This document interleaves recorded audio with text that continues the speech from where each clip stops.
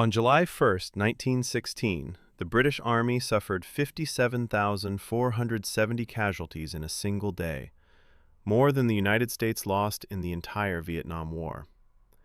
The Battle of the Somme was a joint Franco-British offensive on the Western Front in northern France, designed to relieve pressure on the French army, which was being bled white at Verdun.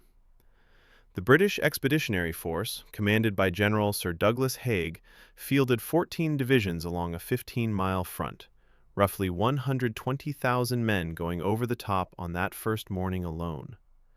Facing them were 16 divisions of the German Second Army, entrenched in deep dugouts that had been fortified for nearly 2 years. The British plan rested on a simple assumption: 7 days of artillery bombardment, over 1.5 million shells fired, would destroy the German wire, collapse the dugouts, and leave the infantry with little more than a walk across no man's land. That assumption was catastrophically wrong. The shells were largely ineffective. Much of the ammunition was shrapnel, useless against deep bunkers. Roughly 30% of shells were duds. When the whistles blew at 7:30 a.m., German machine gunners climbed out of their shelters and found British infantry advancing in waves across open ground. Of the 57,470 British casualties that day, 19,240 fell outright. Some battalions ceased to exist within minutes of going over the top.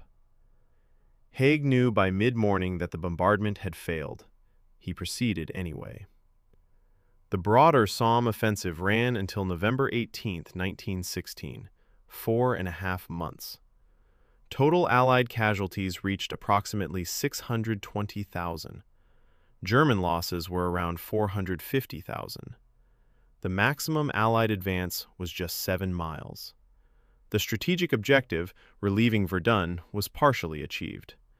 The Germans did redirect forces away from the French sector, but at a cost that still defines how Britain remembers the First World War.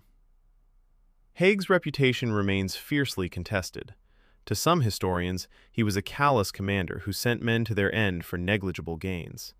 To others, he was managing an industrial-scale war with the doctrine and technology available to him, and the learning curve his army went through on the Somme ultimately produced the force that broke Germany in 1918.